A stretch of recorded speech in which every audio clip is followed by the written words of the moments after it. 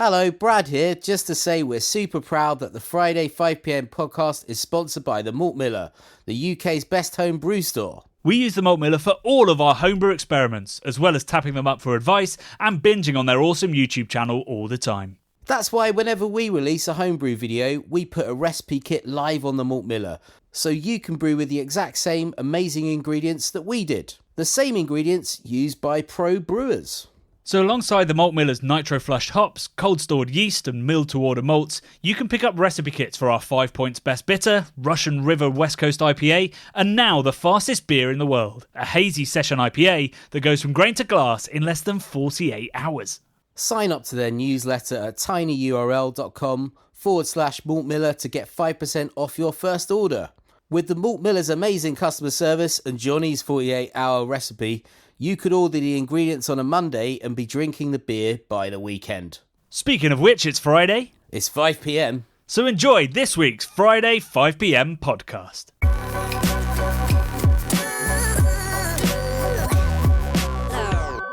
It's Friday, it's 5pm, and you'll have to forgive me if my voice fails a little bit on us, because I did a lot of talking last night at the British Guild of Beer Writers Awards. Ooh. Ew. You're the hostess with the mostess, aren't you, at the moment? I was, yeah. I mean, I can't take too much credit for the organisation. We have an agency that does that, but I'm the smiling face you see when you walk in, and I gave a little speech about how we should embracing new media opportunities, and then handed over to David Jessudarson, who was last year's overall winner, Beer Writer of the Year in the UK, to announce all the winners of some really quite special writing. Nice. It's been really interesting. Since the shortlist was announced, I've gone back, and turns out I missed a lot of beer writing this year with everything that we've had going on. And there have been some really incredible articles, particularly around sustainability and lots of really great sort of short form content producers that I wasn't really aware of. So lots of stuff. I was feeling a bit down, and in my speech actually that I gave, I was a little bit like, it's tough times for the industry, and it's tough times for beer writers, partly as a result. But actually, there's some great people finding unique stories and really making it work. So it was a joyful evening, and there's lots more reading that I need to do, especially of the winner, the overall winner of the British Guild of Beer Writers Awards 2024, who's a lady called Ravani De Silva, who, when I judged it last year, very nearly won lots of awards and didn't quite, was just pipped at the post, just beaten by something truly extraordinary. And this year, it turns out she was the one that was truly extraordinary. And she's based in America, but does quite a lot of writing about the American scene, but also the UK scene as well. And she absolutely mopped up the awards. I think she got four Wow. chalices, four tankards, which I think might be the most that's ever been won. That's crazy. Is she allowed to enter if she's an American? That's my question, Johnny. Absolutely. Okay. You can enter from anywhere in the world, as long as you're a member of the British Guild of Beer Writers or you pay the British Guild of Beer Writers. Because obviously a lot of the content that's produced even by British beer writers is about international scenes, and a lot of international writers are writing about the British beer industry. So we nearly set up a European Guild of Beer Writers as sort of a sister guild. I can't remember why everything fell through. Maybe we were just busy. Can't remember now. But it takes a lot of running, doesn't it? All this stuff, Johnny. You're the chair, aren't you, at the moment? And it's seems like a hell of a lot of work. It's a lot for a volunteer, that's for sure. But yeah, it's great to be doing training for sort of people up and coming and connecting. We have a mentorship scheme for new writers and broadcasters and stuff. So it feels like you're giving back a little bit. And you're only really expected to be chair for 3 years, and I'm halfway through, and then I'll let somebody else deal with it. But to talk about the beer that was being served there as well, I had some, honestly, I would say about a third of the beers being served at the British Guild of Beer Writers were low alcohol. Like, all the brands seem to be taking low alcohol really seriously, or wanted to put their low alcohol beers in front of beer writers to get their take on it, I guess, potentially.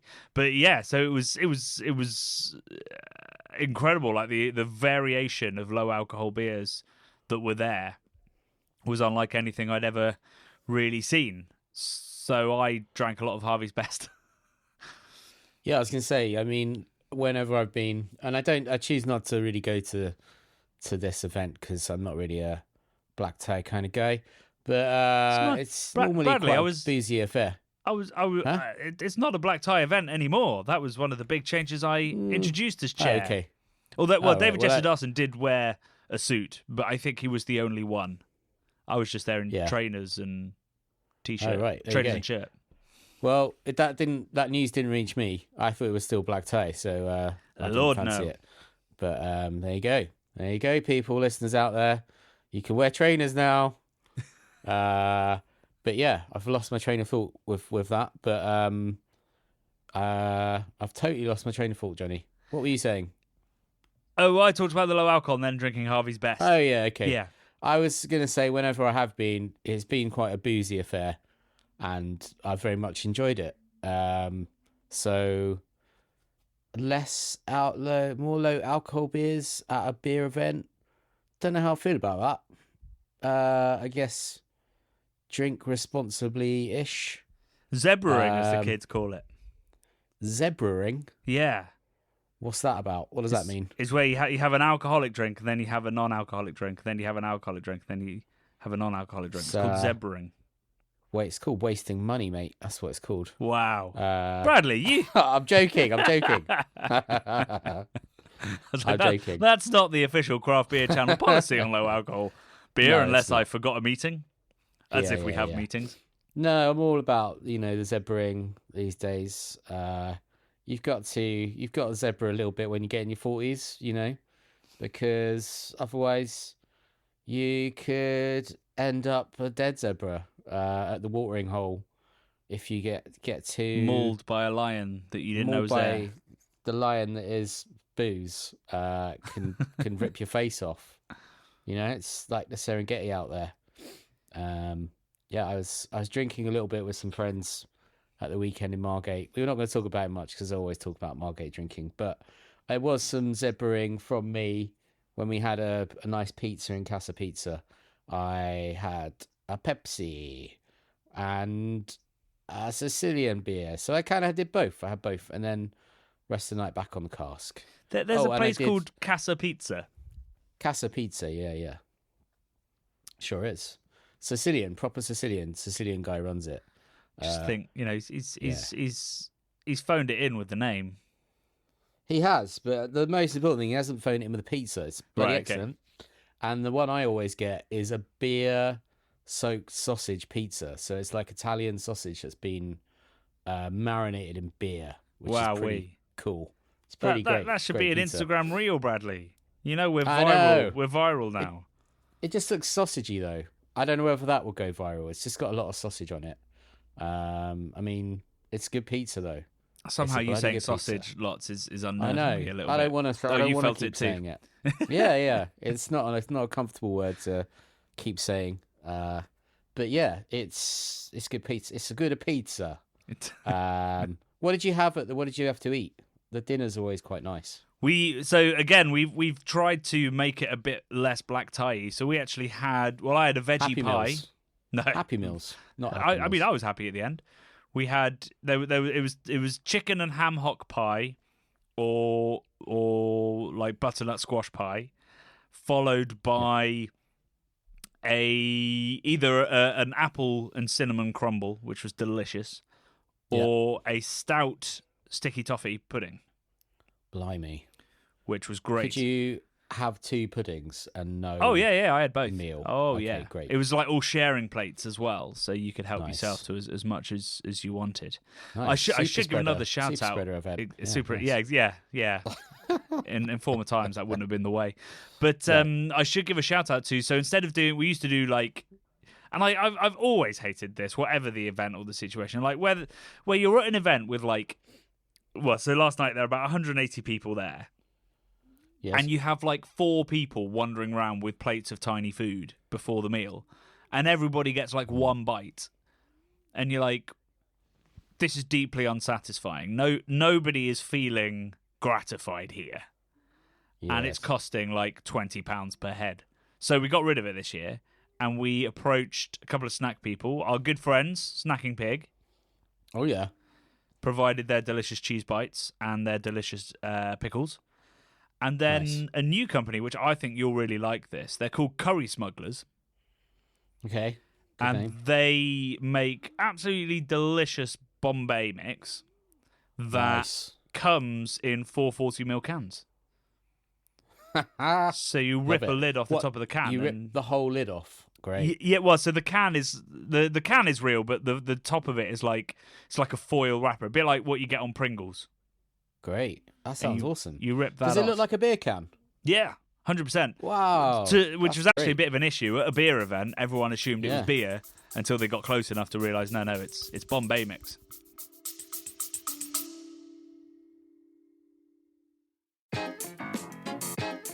Hey Beer Geeks, Johnny here. Just in case I haven't mentioned it enough on the podcast, approached you in the street, or accosted you in your own home, I thought I'd make a quick advert about my new book, The Meaning of Beer. This travel book follows me on a 3-year adventure around the world to discover the surprising ways in which beer has helped build and shape the world. From inspiring the pyramids to funding monasticism, from inventing the fridge to changing modern medicine, and from lubricating the Nazi Party's first meeting to potentially solving climate change, with lots more in between. It's already been called enlightening by the amazing Ollie Smith and one of the most important books ever written about beer by fellow beer writer Mark Dredge, and it's available for pre-order now in hardback, ebook and audiobook for its release on the 7th of November 2024. Now back to the pod.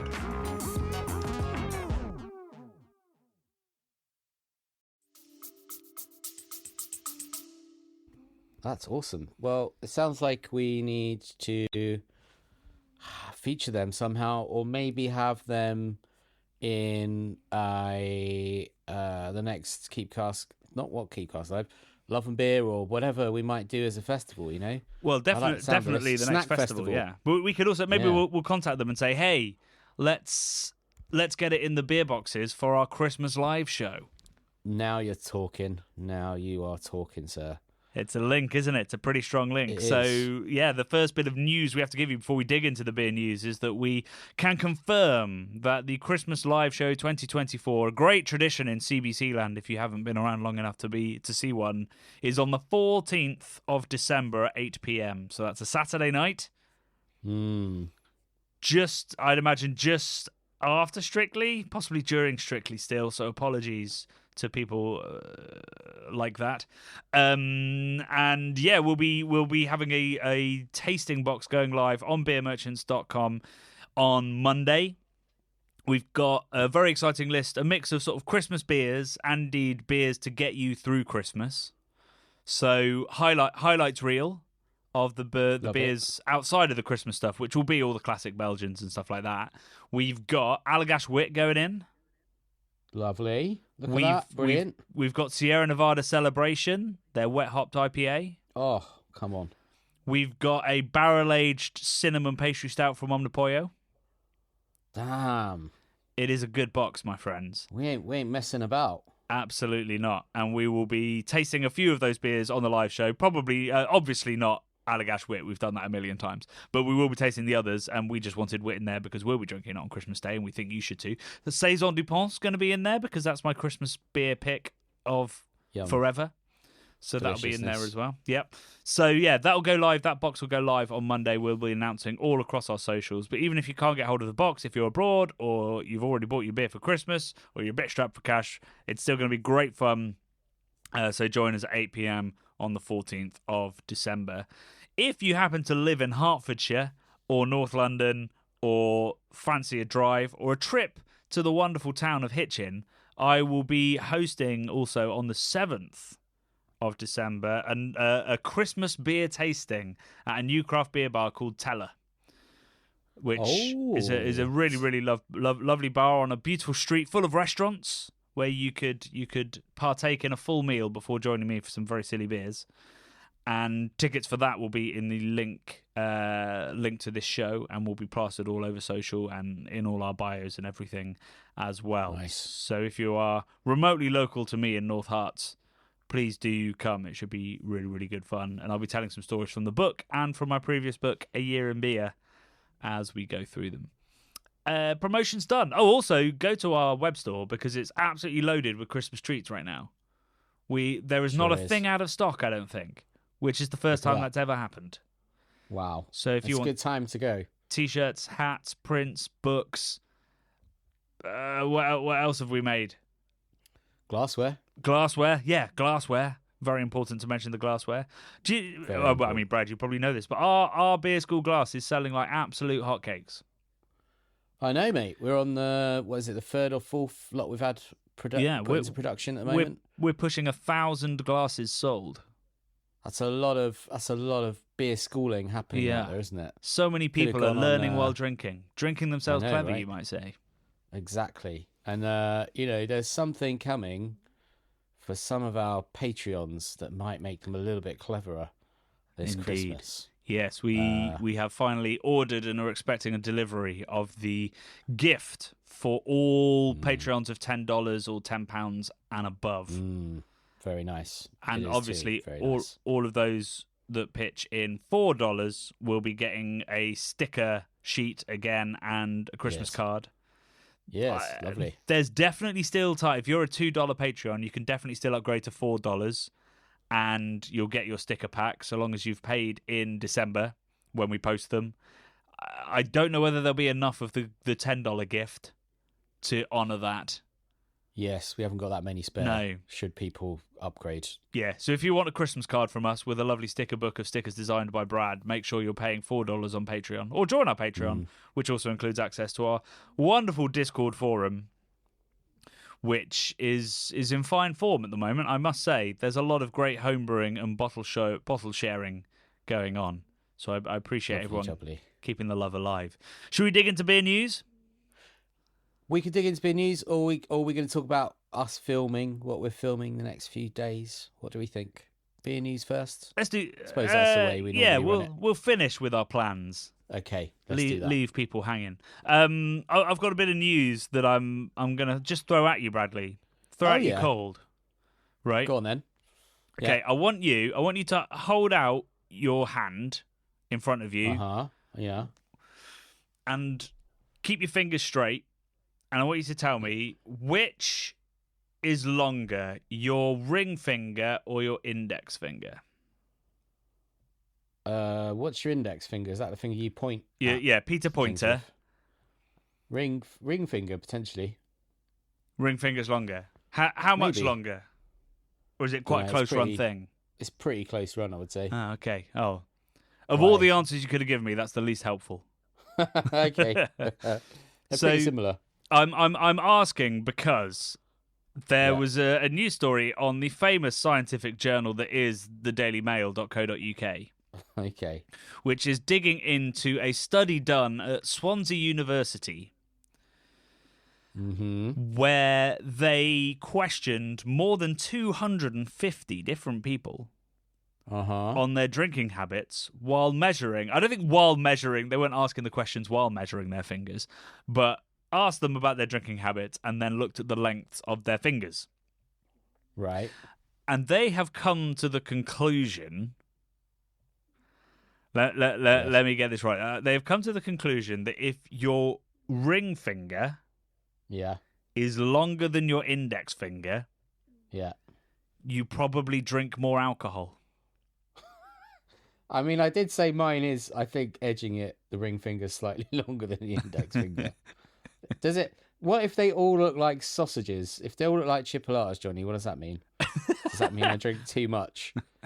They don't look quite like King Charles's horrible sausage fingers, but they're pretty fat fingers I've got going on here. Okay. Like butcher-esque. I mean, I'll email Swansea University and ask. Yeah. But, okay, that's interesting. I remember there's a great Werner Herzog documentary called... Oh, fuck, what's it called? Something at the end of the world, at the end of the earth. Adventures, something at the end of the... Oh, my God. Werner Herzog and Encounters at the End of the World, right? And it's in the McMurdo Arctic Research Base, which is like... It's a little bit like the base out of The Thing, the great John Carpenter film. except it's all different scientists at this research station, McMurdo, which attracts people from all around the world. And they're all a bunch of misfits and like freaks and stuff that hang out and like got little weird bands together. And they talk about the ice cream that they have out of this machine that's more like custard. And they put their ears against the ice and listen to the whales and the sea lions and stuff below doing like mad, amazing echo sort of sounds, echolocation-y vibes. But I remember there's a guy who says he is descended from the Incas or something, and he's got mad fingers. Like the index finger is half the length of his other fingers on both hands, and he reckons it's because he's from this lineage, which I found quite interesting. We met someone maybe a year ago from a lineage that had a strange index finger. Do you remember that? We haven't talked about this on the pod at any point. Well, we can't really talk about it because it seems shouldn't. mean, doesn't it, or something? Yeah. But this guy on Encounters at the End of the World. Someone's going to ask us when they meet us. I'm not going to be able to hold it back, but we shouldn't say on the pod. He's got the same mad finger, this guy. Right. So he was very interesting, and that's a great documentary. Go and watch it. In fact, go and watch anything Werner Herzog, to be honest. They're all brilliant. Fingers. Just bringing it back. So your man who believes that he's descended from the Incas. So apparently, and I've having read this on the Daily Mail, I obviously did a quick bit of fact checking to try and work out what's true and what's not. Yeah. But basically, it seems that it's widely accepted that the difference between your index and ring finger in length is a marker of how much of each sex hormone you received in utero. Oh, wow. So estrogen versus testosterone. And if you have a shorter index finger, that is a sign that you got more testosterone. Sweet. So... All right. Well, you haven't disclosed your finger length yet, Johnny. So my finger length, I'm pretty clearly shorter index. Okay. Like maybe not a centimeter, but I don't know. Maybe really? I'll post Quite it a lot. on. That's interesting. Oh yeah, like there's absolutely no doubt. I'll put a photo in our Patreon forum, and I hope everybody reciprocates. Otherwise, that'll look weird. But I mean, there's no sort of. I'm not trying to make any kind of claim as to being testosterone fueled and alpha male, but the study is sort of looking at is trying to, I guess, look at how they can use that knowledge to work out personality traits and different things. And there's lots of studies, it seems, into how these things relate. But so essentially, if you had more testosterone in the womb, this study of 250 people potentially implies that you might consume more alcohol, but they don't know what that sort of causal link is. It's probably or unlikely to be like toxic masculinity or something sort of very societal. It's more likely that maybe if you have more testosterone, your body can deal with alcohol better, less of it ends up in the bloodstream, which is sort of why women are recommended that they drink a little less than men, although not anymore in the UK, but that was the thinking behind it. Originally, that I think testosterone in some way inhibits the amount of alcohol that gets into your bloodstream. We're well beyond my knowledge here, but this is what the Daily Mail is sort of trying to garble together along with me. So they're trying to look at what reasons there could possibly be that would link testosterone in the womb, because it's not even it's not even once you're born. It's while you're in the womb how much is being circulated around you as you grow. Wow. But yeah, so it's pretty interesting study. So now when you go out for a pint with your mates, or you're looking for potential troublemakers, you're looking for a short ring finger as being a sign of being an inadequate drinker. They might get drunker quicker. Yeah, they're going to fall by the wayside. You got to leave them. You have to put the little zebra sticker on them. Maybe on They're their stickers for foreheads. zebraing now, right? Okay. Zebraing, yeah. Yeah. You're a designated zebra driver. You got a zebra to shit out of tonight, otherwise you're falling over. It's Christmas drinking season, Johnny. We gotta get the message out there that certain people need to be zebraing, right? See, you've come at this in an entirely different angle, because when you started that sentence, I thought you were going to be saying you need to look out for the people with short indexes because they could get you into trouble. Oh yeah, those guys are the ones to watch. So you should always maybe ask someone to point what beer they'd want. Oh yeah, nice. But with two fingers. But with two fingers, yeah, the two fingers. As everyone That's does. the other thing. This dude, the Aztec guy, he pointed with his I don't know what the main finger is, the swearing finger, the up yours finger. That's how this guy points, the Aztec Well, dude. I presume because his index is too short for you to know where he's pointing. Short. Yeah. Yeah. Another Aztec factoid for you, Johnny. The Aztec civilization is younger than Oxford University. I believe Oxford University, they've been teaching there since around the year 1096. And the Aztec Empire was formed when three different groups, I can't remember the names of the three different groups. They formed an alliance in 1428, Johnny. Right. So it predates it by a couple of 100 years. Isn't that mental? Yeah, I guess a lot of people consider the Aztecs sort of an ancient civilization, even though, it was the Spanish that found them in the 1500s. Yeah. Yeah. Wild. There you go. You learn all kinds of things that probably aren't true on this podcast. I sure do. What news have you got this week? Well, I saw Paddington in Peru yesterday, Johnny. That was very good. You enjoyed it? No, it wasn't as good as the other two. The other Right. two, I must say, I've heard lots of people say they're amazing, right? People that I respect, like Adam Buxton and all sorts of characters. Edgar Wright, I think, has said it. Other movie people have said it. And I don't like kids' movies, but I must say, I 100% agree with them. Paddington 2 is a perfect movie. They're absolutely perfect amazing movie. films. Yeah. Absolutely amazing. So good. This one was still good, but didn't have the heart of Paddington 2, but still a lot of fun. But they go to Peru, and there's all sorts of stuff going on in it, with ancient civilizations and stuff intertwined with bears and whatnot. Right. So there you go. But what was my news this week? Is that what you said? Yeah.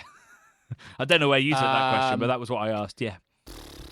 I haven't really done a lot of beering this week. I was beering at the weekend in Margate, like I said. No, I meant beer news from the world. The beer news. The beer news, because we're currently doing the beer news section. Oh my god! All right. Do you know what? I think I had a brain fart there. I missed the bit where you said beer news. I just thought you wanted to know what I'd been up to. But you repeated back to me. You said beer news. Yeah. Right. Okay. So you even missed it when you said it. Yeah, I guess I did. Okay. Wow. Just shows you. I'm gonna have to listen back to this recording because it could be me that's wrong. Because You're probably not. You're probably not. So, do we want to jump in with Conor McGregor's beer sales stuff? Yeah, I don't like that guy anyway. I've never really liked that guy. Well, no, I think it's the reason I mentioned maybe we should talk about it. So, if you don't know, Conor McGregor is having his beers stripped out of all right-thinking establishments because he's now, he's lost a civil court case against a woman that accused him of rape, and the jury agreed that that's what he committed. And I think, we put Forged into our blind taste test, but we were approached numerous times by the PRs for Conor McGregor's brewery when he bought the porterhouse to feature it, to talk about it, to review it, and we refused because you don't need a civil court case to know that he's a grubby, nasty individual. And I hope this is a lesson to a lot of establishments, but also bloggers and writers, that you don't touch these kinds of things. Yeah. When there's pretty cleared out. Yeah, 100%. So that's the bad beer news, and then we've got Some more bad beer news, Johnny. Should we just have all bad beer news again? Yeah, Seems let's like do it. every week's all bad beer news, isn't it? Yeah. But this is coming from Pete Brown, the BBC, the Daily Fail. They're all talking about it, Johnny. Carlsberg Marsden are shutting down so many cask beer brands right now that it's absolutely terrifying. And some keg as well, just for good measure. So they closed Banks already, the brewery, but they're going to be ceasing to sell or manufacture, I guess, Banks Mild, which is obviously a well loved beer, along with an array of other beers. I can read them off. I've got them right now. Banks Mild, Banks Sunbeam, Bombardier on keg, Eagle IPA, Jennings Cumberland Ale, Mansfield Dark Smooth, that's also a keg, Mansfield Original Bitter keg, Marsden's Old Empire, Marsden 61 Deep, Ringwood Boondoggle, I haven't had that one, Ringwood Old Thumper. They're all gone. They're all out of here, mate. Yeah, and this so as you said, they closed Banks's brewery and said this won't affect the cask brands. They were just saying it's going to be brewed at Marston's now. And then, what is it? Not even 2 months later, they've come out and gone, because of market conditions, we're going to have to get rid of all these other brands. Which, I mean, there's so much to say here. The first thing is to say that I completely understand, and I assume you will too, Brad, that there are huge commercial pressures on breweries like this, and that when you acquire all these brands and then the market contracts, you have to make some tough decisions, I guess. The thing that really boils my blood about this is twofold. One is that some of these brands are historic, important, culturally significant things that also have die-hard cultures around them in the places where they were brewed. So it is about the jobs, 100% the jobs that will be lost with the brewery closing. But now that the brands are gone, it's also about the cultural vacuum that's created. There is probably a pub in Wolverhampton where their beer list is Banks Mild, Jennings Cumberland Ale, and Marston's 61 Deep. And all three of those beers are just gone. We got a quote from Terry Doyle, landlord of the Royal Oak, which is close to the Banks Brewery in Wolverhampton. And he said his pub sold 200 pints of Banks Mild every week. So that's leaving a massive hole there already, isn't it? Yeah. Yeah, exactly. And so it's the physical, cultural impact of these things when they go that just aren't considered. And these decisions are not taken lightly by these companies. So why on earth are they not saying to other breweries, or saying even to people that perhaps work at the brewery already, saying, we don't want these beers to die, so let's all come up with a solution. And that solution could be just actually doing some fucking marketing. They've put nothing behind these brands for decades, with the exception of the Marston's brands. And with the Marston's brands, they've rebranded them and fucked it up. And then they have the gall to claim that it's sort of market conditions. It's been market conditions for 2 or 3 years, but all the damage you did in the decades before still stands, with your complete lack of investment in these cultural icons that are much loved by huge swathes of the population and misunderstood by the rest who could be converted. Do we think, Johnny? I don't want to open myself up to any sort of litigation or anything, but I mean, do we think this is tactical? These kind of big conglomerates buy up all of these, historic breweries that are making cask, and then if you shut the cask places down, right, the people are going to have to drink something else. Cask is cheaper than most beer, so maybe Macro Beer comes in and goes, hey, you can't drink your cheaper cask, which is you loved it or whatever, but maybe you'd like some of our cheap Macro Beer. It's cheap. Is that too cynical for me to say that Carlsberg, who make a lot of cheap macro beer, might have a sort of vested interest in wanting to take out cask? Maybe. I mean, it's certainly an interesting thing to consider. I don't think that from a purely strategic point of view, it's a very clever thing to do. No, not when you've got kind of the kind of, like we're saying, the cultural clout of these breweries that are they're like local football teams, aren't they? Let's be honest. They're well beloved in their hometowns and their home regions. So it just seems mental to be closing them down. I agree with that, but I mean, on a more cynical level, expecting that if you stop brewing, expecting that if you take away the favourite cask brands of a drinking scene, that they will go to a product so entirely different. Yeah. Instead, they will go to the next brand or to the next pub. You know, that what you're talking about definitely was happening in sort of the big consolidation of the 60s and 70s in the UK, where brands were threatening the volumes of bigger brands, so the bigger brands bought out and closed those smaller brands. Here, I think what is happening is essentially Carlsberg are using Marston's with their pub estate, their great logistics, and some, important,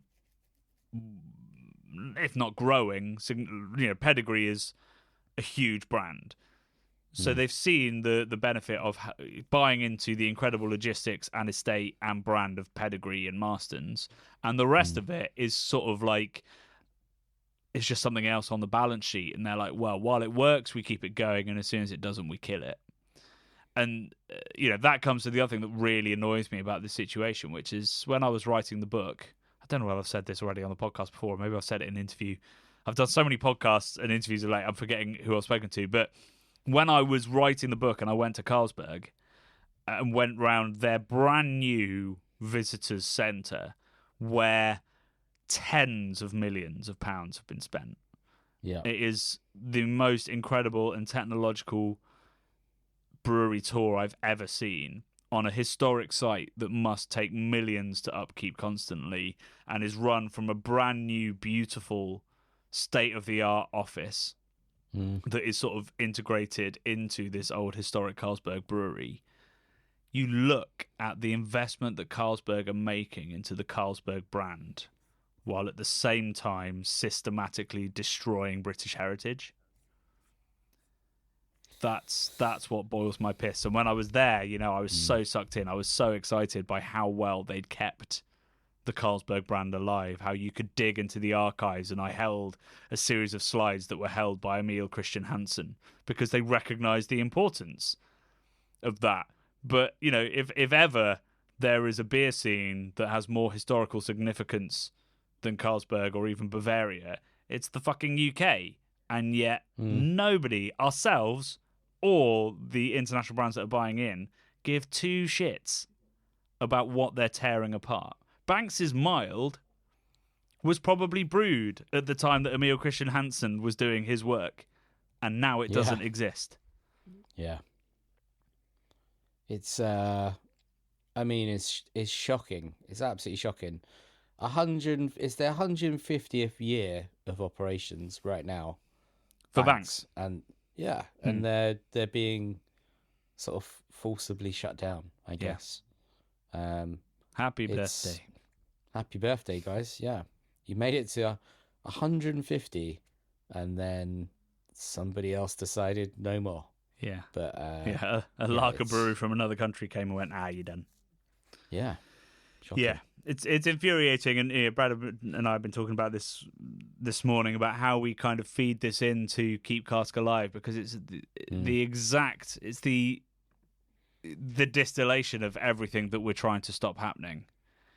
Yeah, because there is no power for us to stop it, and UNESCO wouldn't give us the power to stop Carlsberg ending a brand, but it would mean we could go to UNESCO or we could go to the government and say, hey, there is UNESCO protected heritage being vandalized here. What can we say? Exactly. That's the thing, right? It's a bit. We should be ring posting this stuff and going, hang on a minute, This is our culture. This is our heritage, and it should be protected.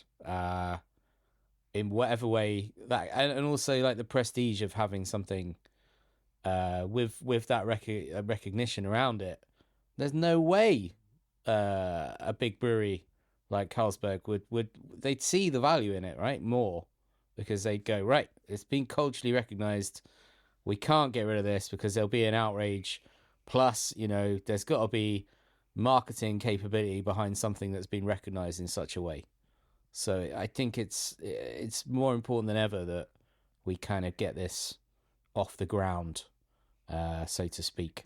So the fight goes on, but it's horrible to see blows like this, especially just before fucking Christmas. Merry Christmas, all these guys, man! Like, yeah, all these pubs that don't know what they're going to be serving in come January. Absolutely shit, yeah. Rubbish. Yeah. Anyway. But so I mean, on that, in that vein, we are filming another scene for Keep Cask Alive on Monday. We're going to be telling the story of, I guess, probably the most modern style of British, the last style that Britain invented to some extent, which is the story of the ESB. Which I won't spoil too much of the story because it's a good one. But it started actually at Fuller's, and with sort of a winter ale that raged out of control and became too popular. So we're going to be telling that story as part of one of the episodes for Keep Cask Alive, around how not all beer is not all cask ale is boring and brown. There's shades of brown, Bradley. There's shades of brown. I mean, most beer is a shade of brown or gold, I guess, golden brown or amber. Or actually, there are lots of colours. Yeah, there's lots of colours. There was a green sour beer on the Seba bar. Wow. At the event last night, which I didn't partake in. I was too full of Harvey's. How was it green? I'm guessing that wasn't naturally green, or it was. I did not dig far enough in. I think it was naturally green. I think it was a green ingredient that had greened it. That blue, was it blue or green beer we had in Florida that was like a Kool-Aid beer? Blue raspberry, yeah, made with Kool-Aid. Jesus Christ, yeah, mate. Yeah. That's one of the worst things I've ever put in my mouth. Terrible. I mean, it was joyful for a little sip, and then you start to think about it and go, "Oh no, not sure how I feel about this." Not great. No. So on Monday we're filming at Fuller's, and hopefully continue to protect like that great brand and former brands, and Asahi thus far seems to be doing a good job with their heritage brand that they've come into ownership of. Defo. Had to make some decisions around their keg beers in a weird sort of topsy-turvy world where everybody else is closing cask. But yeah, thus far they seem to be protecting it pretty well. And hopefully us being there will encourage them to continue that. But tomorrow, so we're recording this on a Thursday. This week's video went live on a Thursday, so we can't actually read through the comments because the video comes out in, where are we? About half an hour's time. But tomorrow we're doing our Christmas shoot. Yay! Yay! I'm pretty excited about a Christmas shoot, to be honest. It feels like we need to get more Christmassy, don't we, as a people, right? We need to. Well, we're still in November. We're right at the end of November, Johnny, and I haven't been to any Christmas light turning ons or anything. I've watched some over the internet. Seen some great looking pubs, man. Why are you watching pubs? I don't know. I couldn't go to the Dog and Bell Christmas ceremonial light turning on because of someone in the family wasn't well. So that was a good reason not to go. But I watched it afterwards. And I thought that looked pretty great. And they had a full size Santa sled that they wheeled down Deptford High Street with loads of elves on it. It looked like an absolute hoot, mate. So I'm very much looking forward to going drinking some Christmas pints with my good buddy and shooting the breeze, and maybe wearing, I haven't got a Christmas jumper, but a Christmassy jumper, and getting involved. Hopefully we'll get some nice snacks. Did you bring any of those cans of Bombay mix with you? No, I had to leave in such a rush because my trains were screwed. I did intend to grab. I was going to have train snacks. Yeah, and I forgot, and I got onto the train. It's like, they look great. I've been looking at them on Instagram. They look really fun. I like the packaging. They're like 440 ml, aren't they? They're big boys by the looks of them. Tall boys. So tall boys. They look really fun. And there's one that looks like an Anchor steam beer almost on one of their ones. Anyway, shout out to those guys. I really want to try some of their stuff. If we Curry Smugglers, if you're listening and we can get you in our Christmas box, that would bloody make my Christmas. That would. Yeah. So yeah, Christmas shoot tomorrow. We should probably have some slightly more Christmassy snacks. I don't know, Bombay mix, maybe in the 80s at parties mix, might have been. Yeah, I reckon might have been festive. So yeah, we're filming that, and obviously also our iconic Big In episode. So where we try to predict what is going to be big in 2025. Oof. I haven't actually decided what those things will be. It should take a zebraing format, presumably. Yeah, maybe we'll litter in some low alks. Yeah, we've split the G now, so we might as well start zebraing. Well, we didn't split the G, but we attempted to split the G, didn't we? Yeah, we did miss. So last thing to talk about is obviously this week's video, which is our brew day from way back in August. We actually brewed this beer, but it was our pink lemonade sour, Love and Lemons, with the wonderful Pastore, who Delicious. Actually I've even put it in the video and I've already forgotten, like 2018, 2019 maybe, we put them, it's 2020, just before the world went to hell, we put them in our breweries to watch out for. And I think we were bang right on that one, because they are like genuinely my favourite quick sour producer. And, in and amongst it with the mixed firm, but there's lots of great mixed firm in the UK. I don't think there's that many great quick sours. But I put Pastore right at the top. They are my favourite. What did you think of the beer? I mean, it's delicious. It's lemony. Everyone knows I love a lemony, sherbety, shandy boy. Yeah. Of It the does have a shandy vibe, the beer, doesn't it? It's got a shandy sort of vibe. It's a 4%er. I thought the lemons were really pronounced. I really enjoyed those. It's been a while since I've drunk it, Johnny, so I'm trying to reach back into my memory vault. Well, I think I refer to it in the video as the feel-good hit of the summer, because there you go. It makes you go, brrr, and then it puts a smile on your face, and it really is genuinely reminiscent of the pink lemonades that I used to drink as a kid. Yeah, like that kind it of had a real zip fruity, to it. Yeah, it's zippy. real nice. Like, I love that stuff. I love that stuff. And the producers of the beer, so Pastore, so they're a father and son team. Well, obviously they have employees now, but that's how it started. And the story of the brewery and how it began, and like where their mixed culture came from for their wild ales, is truly remarkable. Like, it comes from their garden and they've built it up, and the way that they also went about their quick sours as well. So not just using Philly yeast or using kettle souring and stuff, like getting a very specific small pitch of lactobacillus that they use every time, and a Kvike yeast that gives them lots of fruity character and sort of creates this very unique display of kind of essentially like apricot-y, orangey yogurt kind of flavors that's in all of them. I think makes their beers very complex and entirely unique, which is always the issue. Same issue as in New England IPA. That a lot of quick sours don't taste different from the quick sour made at the brewery down the road, but you can definitely pick out a Pastore in a heartbeat.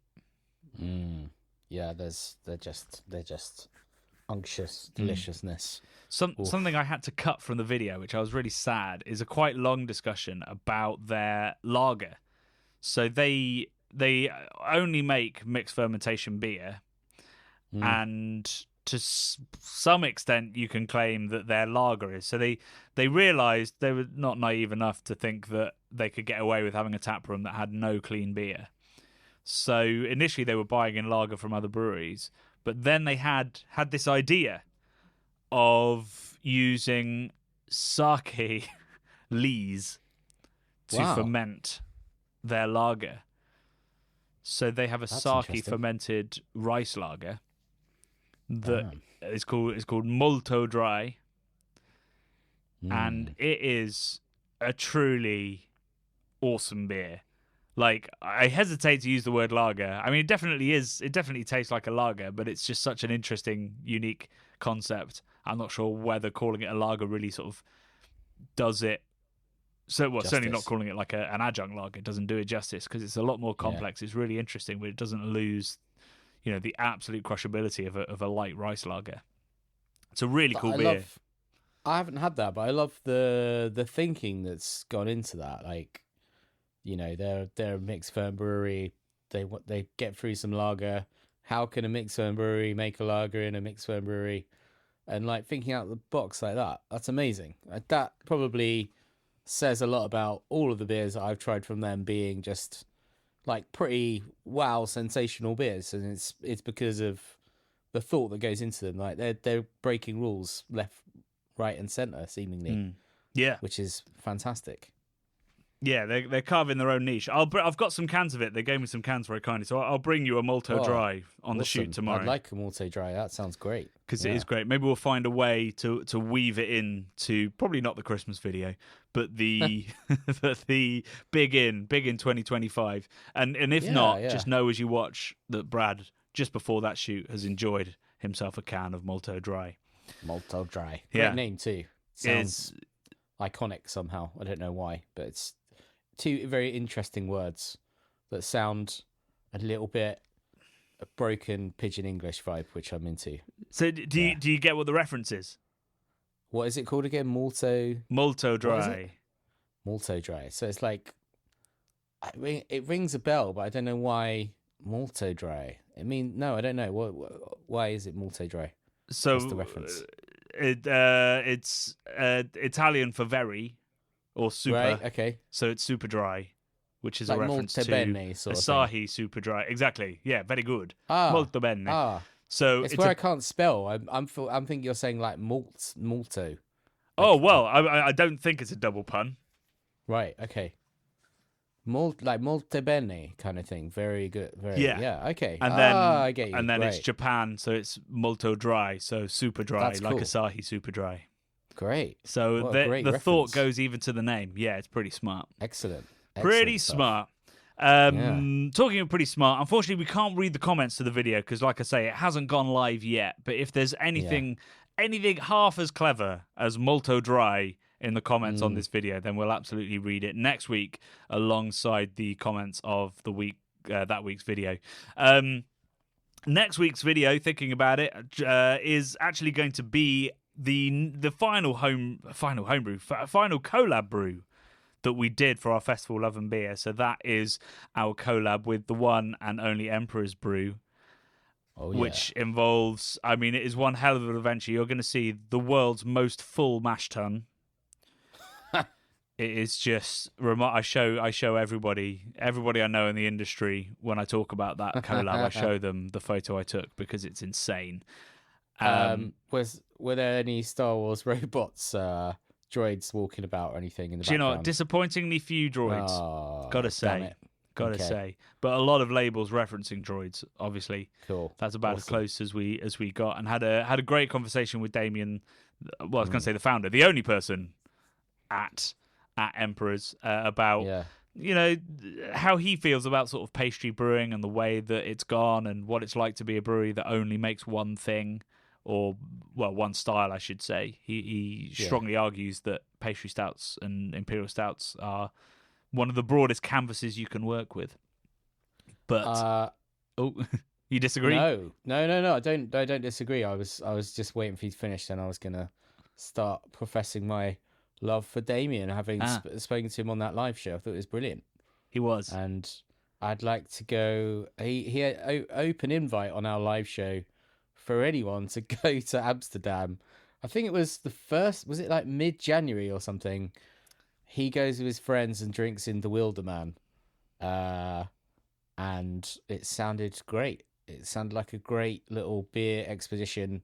We're always talking about getting the Brad bus off the ground, Johnny.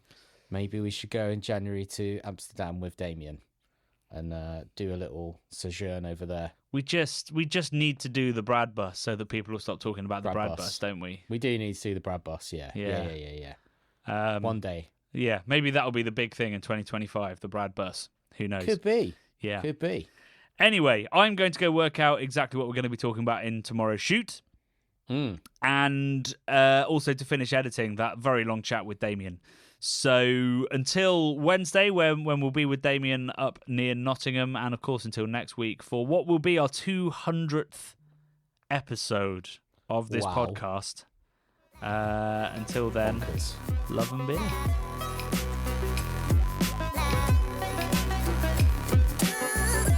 The Bubble and Friday 5pm podcasts are brought to you by the nerds behind YouTube's craft beer channel. You can watch over 400 mini documentaries at youtube.com/the craft beer channel. And if you love what we do, support us via Patreon and get access to merchandise and our amazing Discord forum, a positive and welcoming space for everyone who loves beer, food and homebrewing. Love and beer.